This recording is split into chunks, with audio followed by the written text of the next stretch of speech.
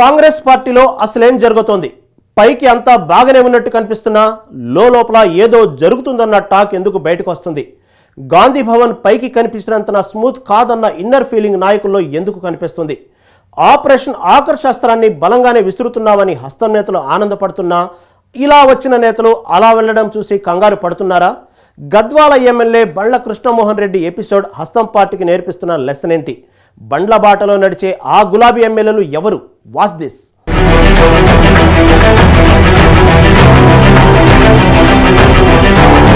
ఎనిమిది నెలల క్రిందట తెలంగాణలో అధికారంలోకొచ్చిన కాంగ్రెస్ పార్టీలో లోపల కుమ్ములాటలు అప్పుడే కనిపిస్తున్నాయన్న చర్చ పొలిటికల్ సర్కిల్స్ లో బలంగా వినిపిస్తోంది.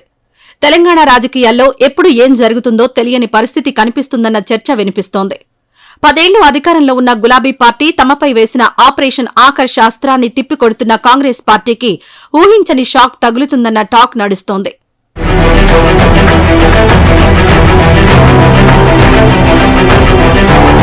ఎలానో చూద్దాం. కిందటి ఎన్నికల్లో గులాబీ పార్టీ గుర్తు మీద గెలిచిన 10 మంది ఎమ్మెల్యేలు అధికార పార్టీలో చేరిపోయారు. అలా చేరిన వారిలో కొందరు తీవ్ర అసహనంగా ఉన్నారట. అందరిలోనూ దాదాపు అదే అసంతృప్తి కనిపిస్తుందన్న చర్చ జరుగుతోంది. అలాంటి వారంతా తిరిగి గులాబీ పార్టీ వైపు చూస్తున్నట్లుగా తెలుస్తోంది. తాజాగా బీఆర్ఎస్ గుర్తు మీద గెలిచిన గద్వాల ఎమ్మెల్యే బండ్ల కృష్ణమోహన్ రెడ్డి తిరిగి గులాబీ గూటికి చేరడం రాజకీయ వర్గాల్లో చర్చనీయాంశంగా మారింది. ఈయనతో పాటు కాంగ్రెస్ పార్టీలో చేరిన మరో 2-3 గులాబీ ఎమ్మెల్యేలు కూడా కారెక్కేందుకు రెడీ అవుతున్నారన్న టాపిక్ నడుస్తోంది.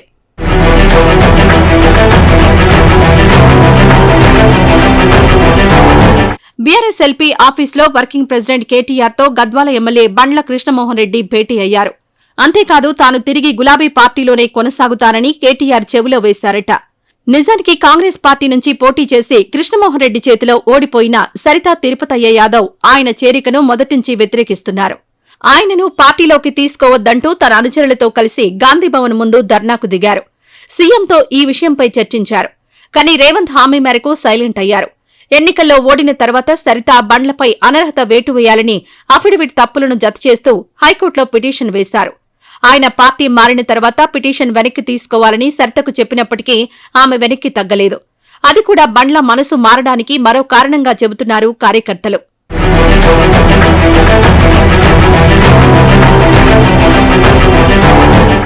అదే కాకుండా గులాబీ పార్టీ నుంచి కాంగ్రెస్ కండువా కప్పుకున్నా హస్తం పార్టీ క్యాడర్ ఓన్ చేసుకోవడం లేదని ఎమ్మెల్యేల్లో చర్చ జరుగుతోంది.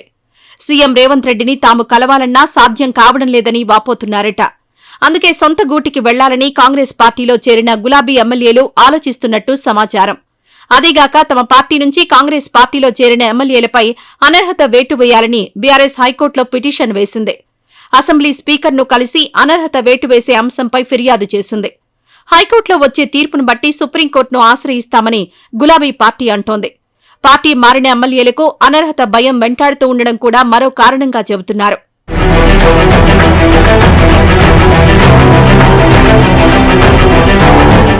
ఒకవేళ అనర్హత ఓకే అయితే ఉప ఎన్నికలొస్తే ఖర్చు కూడా భరించలేమని గులాబీ ఎమ్మెల్యేలు ఆందోళన చెందుతున్నట్టు తెలుస్తోంది.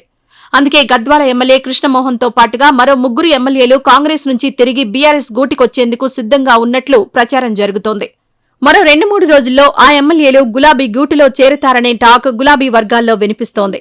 తాము కాంగ్రెస్ పార్టీలో చేరినప్పటికీ స్థానికంగా పరిస్థితులు తమకు అనుకూలంగా లేవని ఎమ్మెల్యేలు భావిస్తున్నట్లుగా ప్రచారం జరుగుతోంది.